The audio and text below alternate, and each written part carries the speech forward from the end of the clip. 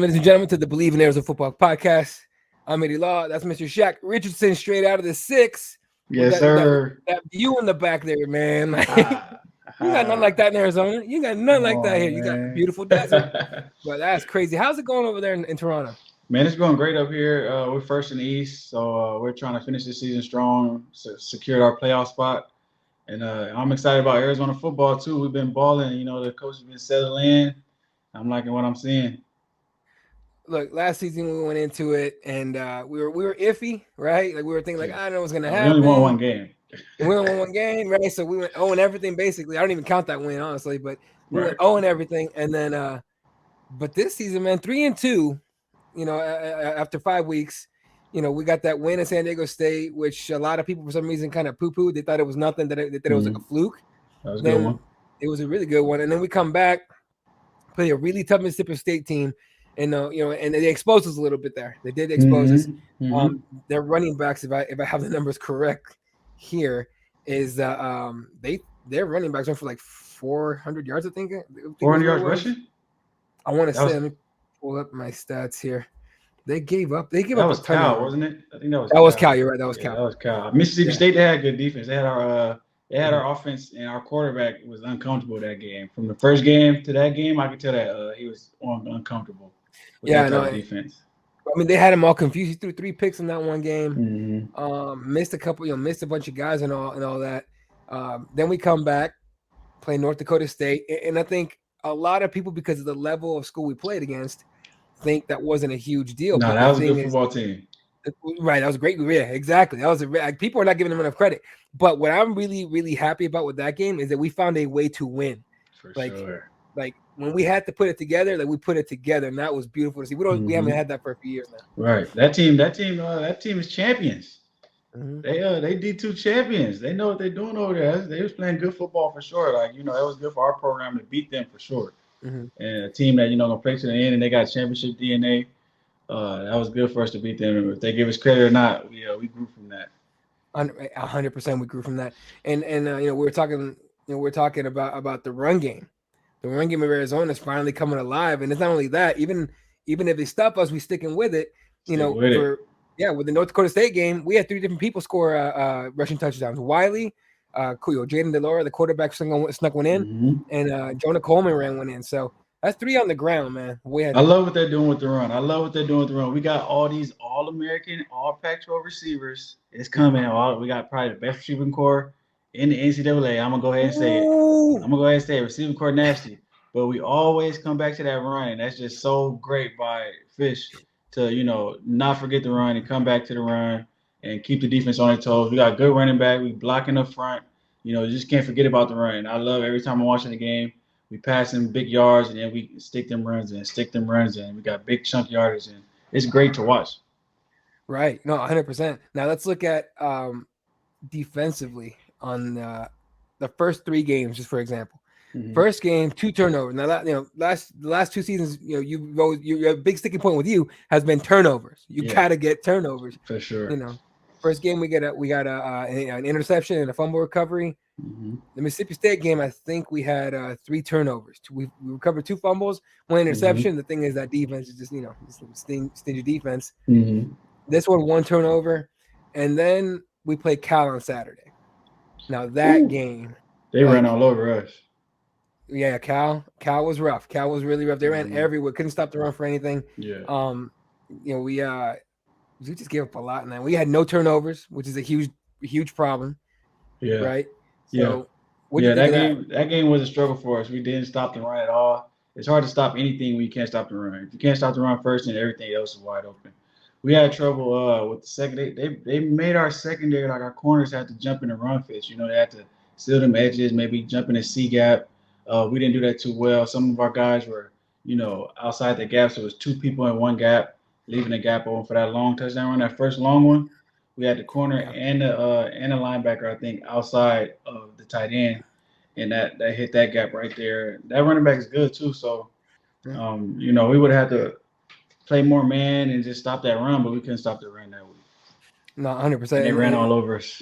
354 yards, man, on 38 carries for their receipt. 38 carries. 38 carries. That's how you know they had a game plan. and they went with it. Yeah, Jaden Ott, 19 carries, 274 yards. That's the guy that bit up a bunch of chunk yardage. Yeah. 274 yards, 3 touchdowns by himself. And he's a rookie. Ain't he a freshman? I want to say he's a freshman. I hope not. Yeah, he's a freshman. Yeah. they had a good run game. They had a good run plan for it. I ain't gonna lie. When I seen him run the ball, the guys was out of gaps. I'm like, that's that's kind of not good for us. But we do got some good D linemen. We got some good linebackers and our safeties. I think 21 got hurt. He's one of our attacking safeties. 5 is a good safety. 48 is a good Mike. Shan, number 95, he's a good D tackle. Number 1, good D tackle. Of course, 4 is a good corner. We got a lot of good players. I think they just got us, they got us by surprise with that run attack. I don't think we was ready for that run attack. No. But we got some good players on defense too. Our offense is just star-studded. Oh my God. It's wild. Like the national, because I know we talk back and forth on text all the time about, this game starts at this time and all that. And you made a really good point. Like by the time our game starts, the East Coasters are asleep. They're not even watching this. They're at the club. yeah, they're out. Or the sports writers are asleep or whatever they're doing. Mm-hmm. They're not watching us, so nobody knows about Jacob Cowing, probably our best receiver. Maybe like everyone's surprised he's not. He's a Tucson native. They know they Tucson native. Tucson native. I didn't know that. They know about him now though. Pac-12, everybody know about him. Everybody gonna know about all our receivers, man. We got some great receivers running out there. Yeah, and that's not even an exaggeration. Yeah, no, Jacob Cowing out of Maricopa. So I don't know if they're doing county or city, but out of Maricopa. But he wanted to go home. Maybe, he was at UTEP for a minute. Yeah, and you got to give Jeff Fish a lot of credit for going. A whole lot of credit. A whole transfer lot of credit for having 50 transfers out the transfer portal. 50 players from the transfer portal are now on our team. Yes, sir. And look at them.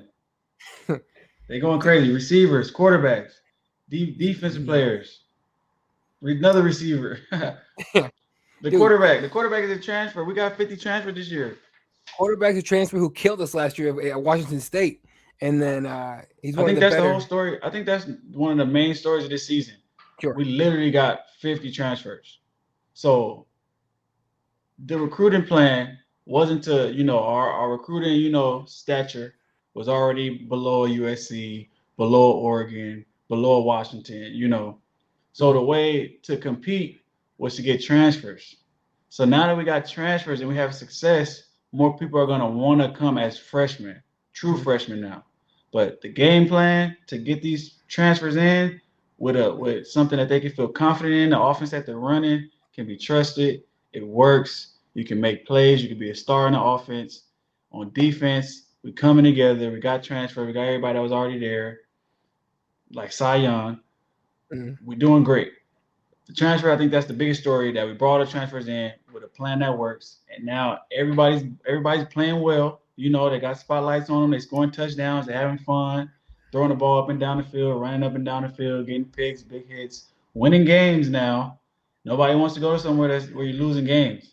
So now that we're winning some games, we're going to get more attention as far as true freshmen wanting to come and commit to the program. And I think it's going to keep being a great program with Fish right there, doing what he does.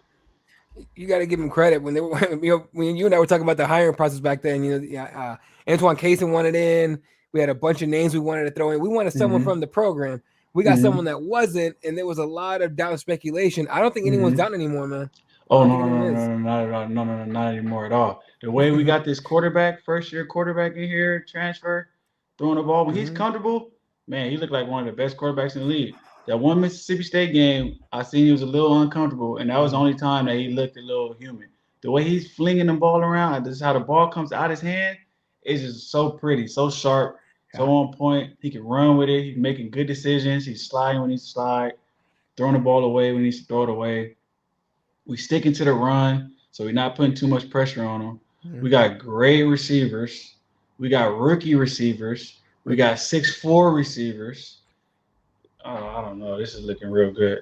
I swear, man. I think Fish might have gotten like a copy of like NCAA football back in the day. Like, how do I create this, man? Because it's just crazy the kind of guys that got in. You were just talking about it. We don't have like all giant receivers, and we don't have all. Like, we have like variety. Yeah, Type he got receiver. it. He definitely got exactly what he wanted. When he jumped in that transfer portal, he got what he was looking for. Oh yeah. And I could whatever he was looking for, he got what he looking for. And now we're here now with one of the best offenses in the Pac-12. We got a leading receiver in the Pac-12. Running game looking good with scoring points. I think whatever his plan was, it's working right now. It's working really well. I can only imagine what he's saying in the transfer portal. It's probably like, "Hey, look, man, I've been everywhere. Like, I can get you to the pros. I don't even care what he said, as long as he got him in the house. It Right, worked out." he got all the connections. He got Yeah. his guys out here. That's coaching on my team. My head coach asked me about, oh yeah, Jeff Fisher, yeah, Jeff Fisher, yeah, Jeff Fisher. I'm like, yeah. Every time he's like, oh, you guys beat a D2 team, you think you're hot shit? I'm like, yeah, you know what type of team that was. I'm walking around the locker room excited and happy. Like, no, Fish, he definitely has his connections. He definitely has his network that's alive and well. He got experience from all those places that he's been to get this offense running in a certain way. He had the Rams head coach come to the coaching seminar that I was at. That was That's wild, dude. big time. He got all kind of coaches to come to that seminar, and that was so big time. I was happy to be a part of that and got to learn from those guys. And if they're teaching us little tidbits of information about coaching, imagine what their relationship and the knowledge that they share with each other. So I know that he has a lot of. I know he knows what he's doing. That's one thing I do know. I do know he knows what he's doing. He's got to have one of the more ridiculous like contact lists on his phone, dude. I swear. Right. I probably goes, "Who you want to talk to, Pete? Here you go, Seattle." Like, yo, what? McVay. Yeah. Who you want? McVay? You want who? Bill? Whoever. Belichick. Belichick. You want to talk to Belichick? Belichick answered his phone call. For sure. He was just there. Yeah. Like, yo, that's crazy. So even if you can't call him, he's definitely using the information that he learned while he was there, and it's definitely shown in our program. The way we set up runs, set up passes, and get our guys open. I like what I see. It's beautiful, man. Let's get into some plays here from Colorado. Easily the easiest game to cheer the Wildcats on as far as like being successful and all that. Yeah. In the last couple of years here. Here we have the first. I want to say it was our first play of the game. No, second play of the game. This is Wiley right here. If you see it playing, let's see. There we go. Right through the tackles. Oh yeah. That man right there saved the touchdown. Keep feeding him. 43 saved a touchdown right there. Right. That was perfect. Now this is on defense, and I want to get your thoughts on this one. There's a pass breakup, right? So I forgot who number 7 is for the quarterback is for Colorado. Sets back, and then he just flings it, right? Just playing 500. DB squares up to it, goes up and smacks it, knocks it down. That's nice. That's a good play on the deep ball. And then we're in man right there. Let me see it from the front. Can you rewind it? Yeah. Let's go back here. We're starting snap. Step back. 6-man front. Yep. Let it fly. 1-on-1. 1-on-1 D. That's all. So they don't have to compete in the back end. That's all they're gonna have to do is compete on the deep balls. When they start running the ball on us like that, we just gonna have to play man and dedicate what we can to the box. What's that? 1, 2, 3, 4, 5, 6. Yeah, 6 people up front. Yeah, and look at the pressure on the quarterback here. That they're not stopping. Number one's trying to that's run defense. That's run defense right there. Everybody's ready to stop the run. That's one thing we wasn't gonna let them do is let them run. Right. But when you commit that many people up front to the run, you gotta have DBs like that can show up. Yeah, you gotta have the personnel to actually be able to play those deep balls like that. You're right. And they have. I mean, we have it. We have it in. Yeah, let's see what the next play. This is this is a trick play right here. Now this is another thing that Jetfish. Sumlin didn't do a lot of this. Like Sumlin was very much, I don't know, just cookie cutter stuff for the most part. And then we get behind him to throw like crazy, and he gets quarterbacks killed. But on this play, Jetfish has been playing tricks all he wants to, and this is a trick play. Jaden snaps the ball off to the running back, and let's just let it unfold here. He snaps the ball, handoff, stop, back to Jaden. Throw back. See that block? See that lineman? See that lineman right there? That's good. That's good execution right there. Flings it, touchdown. T-Mac. Man, that throw, man, he got an arm, bro. I'm not gonna lie. He got a good arm. And number 4 is not even, I mean, I'm not saying he's not our best receiver, but he didn't score anything until this play right here. But he comes every time he gets the opportunity, He's making plays. Yep. Like all our receiver depth is just so crazy. We got like It's so 4 good. or 5 good receivers. Now here's a Cowing. This is a solid completion right here, and the thing I wanted to touch on and get your opinion on this. A lot of times in the last few years, we've been trying to hit home run plays every single time, right? Like big time plays, just deep balls, everything we can. Fisher's not doing that much. Like you gotta know the game of right. football. You know, the game of football offenses is to get a first down. If you can get first downs all the way up the field, you can eat the clock up, and you can score points while moving the ball, give your defense a chance to rest, so you get the time possession. And it's not just all about throwing the ball deep or scoring a touchdown. Mm-hmm. You gotta work your way down the field. Right. The good offensive coordinators know how to do that, and they don't get impatient. See, players and coaches get impatient. They want big plays, big plays, big plays. But first down after first down hurts harder. It hurts more. You keep that defense on the field longer, man. They're gonna be a little tired. Then you can get the deep and plays. Your defense is gonna be rested. Mm-hmm. Exactly. So here he snaps the ball. Cowling's running behind him. Mm-hmm. He finds him anyway. Little ankle breaker and take off. No, he's special. Yeah. He's a special receiver. Where do you come from? Maricopa. He came from UTEP. UTEP. Yeah, he's a special receiver. That was a great pickup. That's one of our best pickups. We got freshman receivers too. I think he's number 5 or number 1. Tall rookie. Saw Singer. Singer, yeah. Singer's dope. Let me get I got a couple of his plays on here. Here, let's do this one. Mm-hmm. This is, I think, second quarter. Yeah, Jaden snaps. Boom, baseball. Let's go. Now it's a foot race. You ain't catching him. Oh, it was a touchdown, but it was the next play's a touchdown. Yeah. Oh yeah, Singer's a great receiver. He's young. Mm-hmm. It's another guy, number 1. I think number 1 is good. Let me see. Yeah, run this one. So he snaps the ball, and we're going corner fade route. Let's go. Come on, man. Dude, look at the hands though. Look at the hands and the feet though. That's coordination. I see it. Come on, boy. We looking too good. If you could just throw a one-on-one jump ball is he a rookie? I want to say he's a freshman. If you could just throw a one-on-one jump ball to a rookie receiver, man, you're gonna score a lot of touchdowns. Hell yeah. Oh, he's sophomore, but still. Sophomore, okay. You're gonna score a lot of touchdowns when you got, and he's not even the number 1 receiver. Clearly, number 2 is the number 1 receiver. Mm-hmm. And then we just got so many weapons, But with all these weapons, we stick to the run. Yep. And I love that. I love that. You can't game plan against us because you think that you could stop the run. Now you got to actually stop the run. But if you actually devote people to stop the run, you got to worry about all these receivers. If you back up all these receivers, you got to stop the run. And without that, defense guessing, if you can't guess what we're gonna do, then we're gonna get some positive plays. Yeah. And the balance of the offense has just been amazing. That's one of the main things I've seen that I appreciated the most was the balance of the offense. Right. Besides all the all-star receivers, quarterback looking great, the balance has been like a real testament to the coaching and the program. 100%, man. And speaking of balance, we got a tight end this year. we got a tight end. McLaughlin, left side of the left side. Hey, left side. And we got a tight end scoring touchdowns. I'm a big boy. You can't stop me. Thank you. We got weapons. That's a big dude, man. Yeah, we got big time weapons, man. Let's see, is this? Oh, no, that's the old play. All right. Yeah. So I mean, that's the kind of stuff we have there on this team. It's just a crazy turnaround from last season, man. You're right. The 50 transfers. I'm not even joking. We got 50 transfers. I'm telling you, you get some talent with a good game plan, and this is what you get. Yep.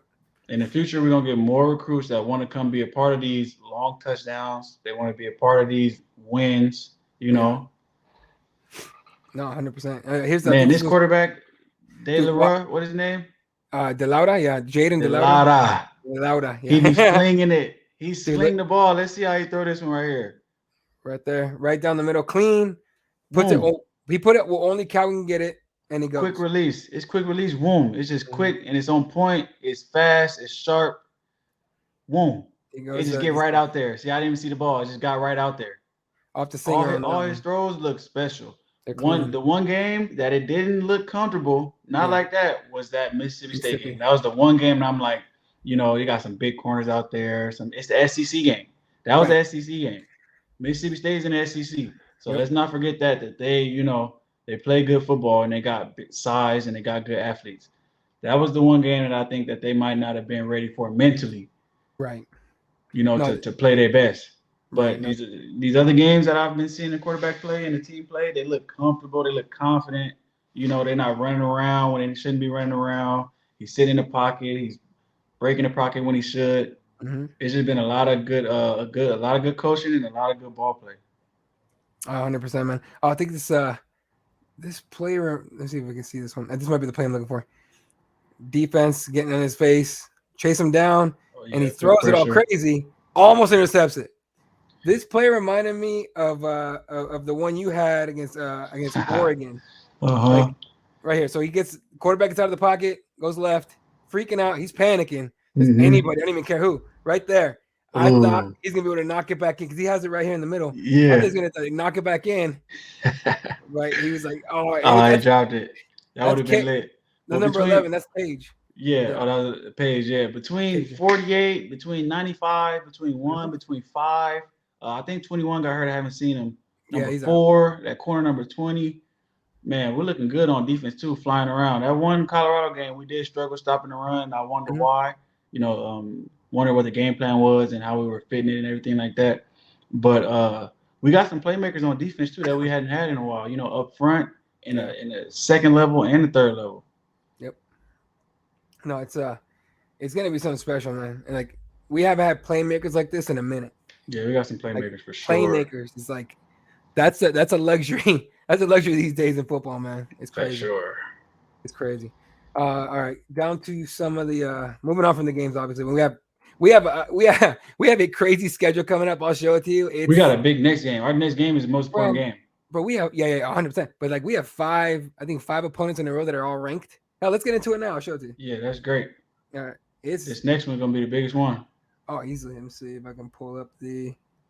All right, I'll have to click through it. We're going to some fourth wall stuff here. But here we go. Look on the left side right here. Actually, I'll pull up full schedule right here. Oregon this Saturday. Why isn't it on Pac-12 TV? Isn't number 12 ranked Oregon? Can you zoom in or no? Let me see if I can. I don't know. Is that zooming in for you? Yeah, zooming in. Cool. Yeah. So, Oregon. We got Oregon number 12. Then that 21 Washington up in Seattle. Washington, SC, Utah, UCLA. Yeah.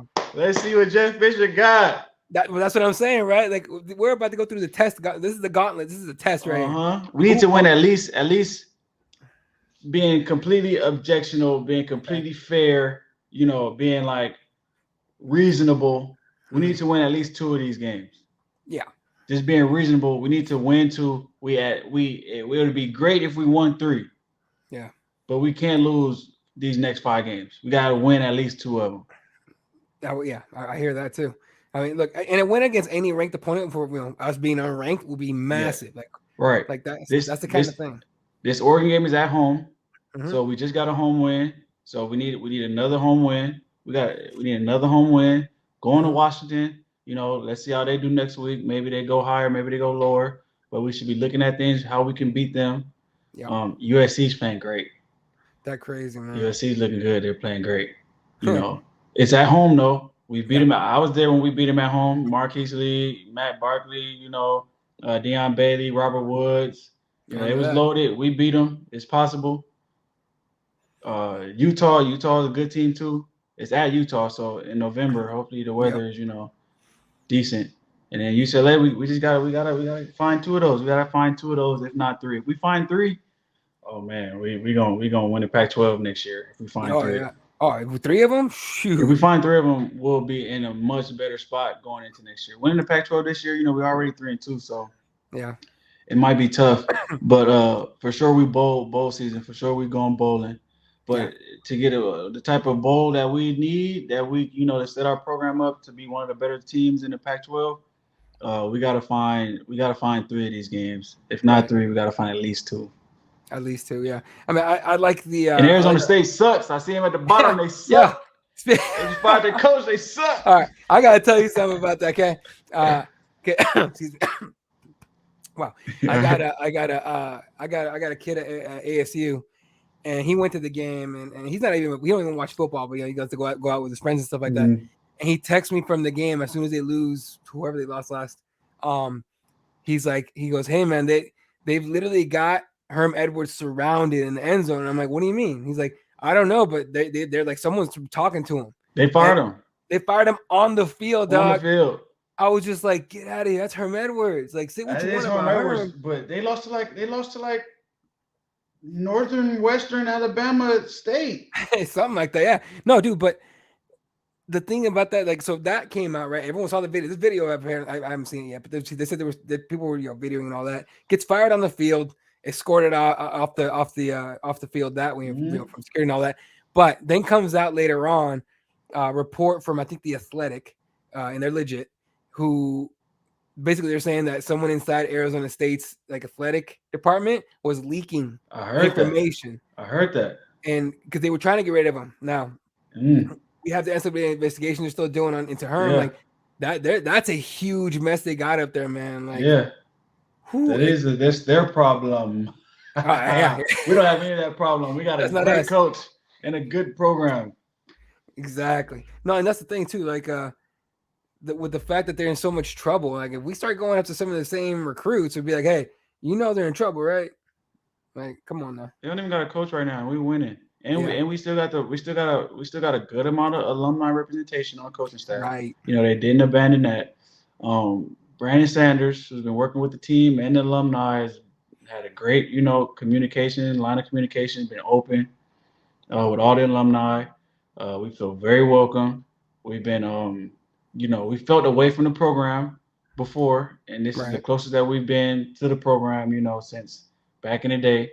So they're doing a lot of great things with building culture, with a lot of great things on the field to back up what they're saying, and I think the program is going in a great direction. It was really going to be a test to see, even if we don't win all of these games that are coming up, how we compete, how we, show up, how we bounce back from the losses, going 5-0 versus all them teams, we'll be the number one team in the nation. Don't want to be, ahead of ourselves. There's some good teams that we got to play. After we take a loss, how we bounce back from those losses, with game plans, with, confidence, and also how we finish the game. If we in a game, it's, offense isn't playing well or defense isn't playing well, do we let the game go in the fourth quarter? Do they go, score 10, 20 more points in the fourth quarter? Or do we fight to the end, Fighting to the end will show a lot of character from these teams. Whether you win or lose, if you fight to the end, you can build on that. So you can learn from your losses. So these next few games, our podcast will really be heating up, Yeah, no, it's gonna be fun. So y'all make sure I can keep coming back. Hit the subscribe button, the like button, all that stuff, dude. Oh yeah, because we're gonna be bringing it. All right, man. So like I said, like I was showing on the schedule that we have 5 or 6 ranked games coming up. Then Washington State. Then you got Arizona State. Hey, if we're talking about not letting up, after you go through the gauntlet right there, whatever our record is, okay. Like we got some frustrations to take out on ASU. Like we got to get some get back. We should blow them out. We should. I don't like ASU neither, but we got so much bigger fish to fry. Yeah. If we ASU, we should start treating them like NAU. We got to pay them back too, though. Yeah, I think they beat us last year too. But that was Jeff Fish's first year. Yeah. We got 50 transfers this year. And it's no joke the type of talent we got on this roster. We got just a completely different talent pool that we didn't tap into with Richrod or Sumlin. So the fact that this transfer portal has been like great for our program, and we're taking advantage of it fully because we're a big time program. We have a great campus, great education, great school. We got just as much money as everybody else. Our facilities are just as great. Campus is amazing. The student body is amazing. Great weather. Now that we got the players, we're going to be competing, with the big time schools for sure. Yeah, exactly. And I'm just hoping that Jeff Fish is one of those guys that wants to be a legend in one place. You know what I mean? Like, but the way he's building this program, man, I'm thinking he's thinking long run. He's gonna be here for a while. Oh yeah. At least 5-6 years. At least 5-6 years. Right. Yeah, I think if he does something crazy here, I mean, dude, he could win the Pac-12 next year and already be like a legend in Tucson. Exactly. He still got time to do that because this jump has been amazing. We only won 1 game last year. We already ran 3, and we competed. Yeah. You know? So and we got players that are leading the Pac-12 in stat categories. That's great for That's great for highly touted athletes to want to come be a part of that. Like you can have success here. That's the type of things that are showing under Jeff Fisher. And folks, that's how we're gonna end this one. It's all positivity with the program right now. Let's keep it up. Mr. Shaq Richardson, follow him on Twitter and IG at DM4_unruly. Follow the Toronto Organizers. They clinched the playoffs. They're going all in on it. You're healthy just in time. Yes, sir. Shout out my boy Kadeem Carey.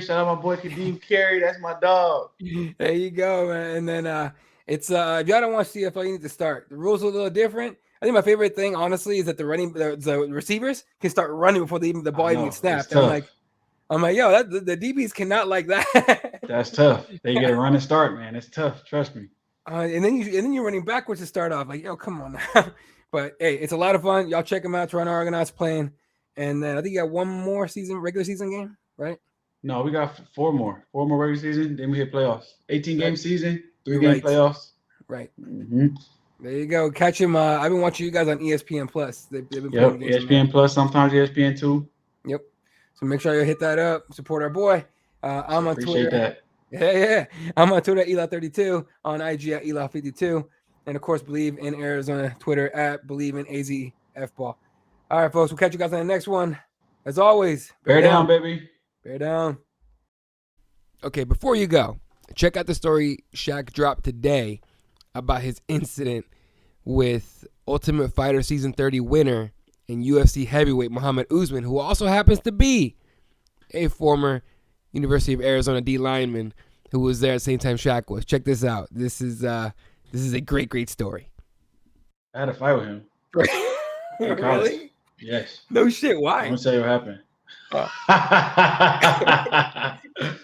So this is what I remember. So we're in the lounge, player lounge, right? Yeah. As far as I know, the seat is empty, right? He came back, and I guess he had just got up, and she was trying to make me move. He was trying to make me move. I'm like, I'm not moving. I'm sitting here. I'm not moving. Man, he must have put me in a headlock so tight, lifted me all the way out the seat, and I'm flailing back. He pulled me out the seat with a headlock, and I was like, oh my God, this is huge. Like, what was I thinking? Now, years later, I see him beating up all these big ass heavyweights. Yeah. I'm like, yo, I can't. But I'm glad that he didn't do to me or do to what he did to me. I'm glad he only did that and didn't do what he did to the other dudes. Dude, his last fight, dude. Every punch he threw would have some anger behind it. Like he won the Ultimate Fighter, so that's what he was trying to do. But like his gas tank don't last that long. So if you can get through him for make him swing hard at you, and get past that first round, you could beat him up for the rest of it. But I don't know if you can beat him up. No, you're not beating him up, but you're not gonna, you're probably not gonna get him out of there unless you're a bigger heavyweight or same size. But he's a tough out, man. That dude's tough as shit. No, man, he put me in a chokehold so quick. I was like, whoa, like the Matrix. I came up out the seat. Like I was like, whoa.